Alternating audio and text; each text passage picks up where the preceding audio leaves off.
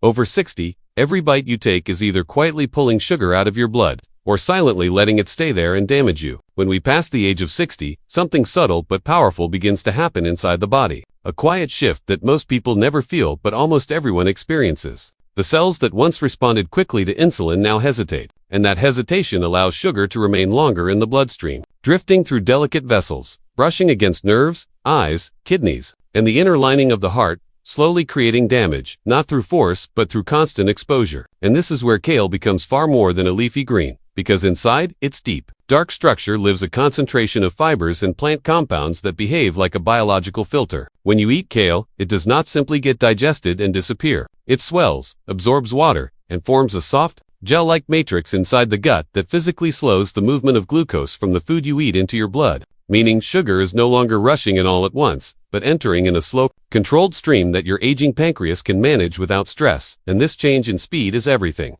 because blood sugar spikes are what exhaust insulin and weaken cellular response over time. And kale, in its quiet way, flattens those spikes by changing the physics of digestion itself. But that is only part of its intelligence, because kale is also rich in bitter polyphenols that talk directly to the lining of the intestine, telling it to reduce how many glucose transporters it places on the surface of its cells. So less sugar is even allowed to cross into the bloodstream in the first place, which means kale is not just slowing sugar, it is limiting its entry. A double layer of protection that works without drugs, without force, simply by aligning with how the body evolved to handle plants. And this is why people who eat more bitter greens consistently have steadier blood sugar, even when they eat carbohydrates. Because these plants were never meant to be eaten alone, they were always meant to be buffers. And kale also feeds the bacteria in the colon that produce short-chain fatty acids, tiny molecules that travel into the blood and increase insulin sensitivity in muscles and liver, making it easier for those tissues to pull sugar out of circulation and use it as energy instead of letting it accumulate.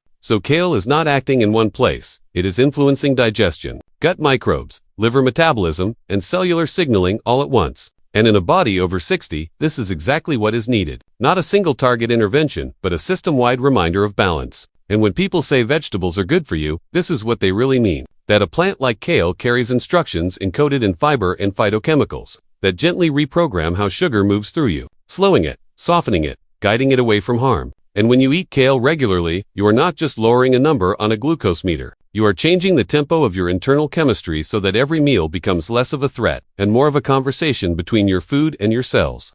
As we move beyond 60, the body does not suddenly break. It simply becomes more selective. And one of the first things to lose its youthful openness is the insulin receptor, the small molecular doorway on the surface of every cell that decides whether sugar will be allowed in or left to float in the blood. And when that doorway becomes stiff and unresponsive, glucose accumulates, quietly raising inflammation and oxidative stress throughout the tissues. And this is where spinach plays a role that is both subtle and profound, because spinach is one of the richest natural sources of magnesium, a mineral that sits at the very heart of insulin signaling. Magnesium is required for insulin to bind properly to its receptor, and without enough of it, insulin can be present in the blood but unable to do its job, like a key that no longer fits smoothly into a lock. And spinach restores that fit by supplying magnesium in a form that is easily absorbed, allowing the insulin receptor to relax and regain its shape, making the cell more willing to open and take in glucose. And this process does not force sugar into cells. It simply removes resistance, which is exactly what the aging body needs, because forcing metabolism creates stress, while restoring responsiveness creates harmony. And spinach also provides nitrates that the body converts into nitric oxide, a molecule that improves blood flow and widens small vessels,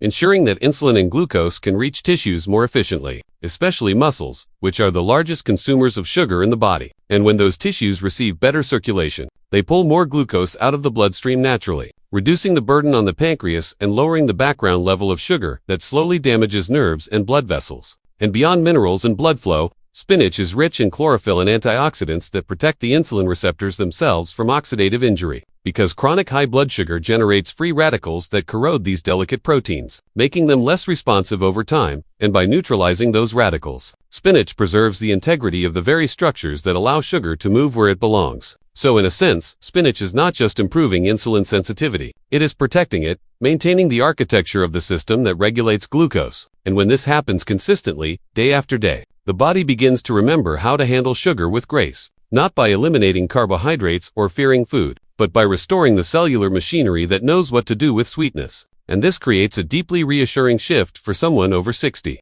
because it means that aging does not have to equal decline, that the simple act of adding a handful of green leaves to a meal can slowly recalibrate a metabolic system that has been drifting out of tune. And when spinach becomes a regular companion on the plate, it quietly teaches the cells to listen again to insulin's message, allowing sugar to enter and become energy instead of lingering as a silent threat to long-term health. In a body that has lived more than 60 years, the digestive system becomes not just a place where food is broken down, but a powerful gatekeeper that decides what will enter the blood and what will quietly leave the body. And okra is one of the rare vegetables that works almost entirely at this gate, because inside its soft green walls is a form of soluble fiber that becomes thick and slippery when it meets water. And as food moves through the intestines, this fiber spreads out like a living net, catching glucose molecules before they can slip through the intestinal lining. So instead of sugar being absorbed quickly and raising blood levels, much of it becomes trapped in this natural gel and is carried forward through the digestive tract, eventually leaving the body without ever entering circulation. And this changes the entire metabolic story, because the body is no longer forced to deal with a sudden wave of glucose, which means less insulin is needed, less stress is placed on the pancreas, and less damage is done to blood vessels and nerves over time. And okra also slows the emptying of the stomach, which stretches the digestion of carbohydrates over a longer period, giving the aging body a smoother, more controlled flow of energy instead of sharp rises and falls. And this steadiness is what protects tissues from inflammation and fatigue. And beyond this mechanical trapping of sugar, okra feeds beneficial gut bacteria that produce compounds, improving insulin sensitivity, so even the glucose that does enter the bloodstream is more easily absorbed by cells, reducing how long it lingers in places where it can cause harm. And in this way, okra does not attack sugar, it simply escorts it out or guides it gently into use, working with the body's natural rhythms rather than against them. As we grow older, the liver becomes the quiet manager of blood sugar, constantly deciding whether glucose should remain in circulation or be safely stored away for later use. And in many people over 60, this balance begins to tilt in the wrong direction, with the liver releasing too much sugar into the blood even when it is not needed, creating a steady background of elevated glucose that slowly strains the heart, nerves,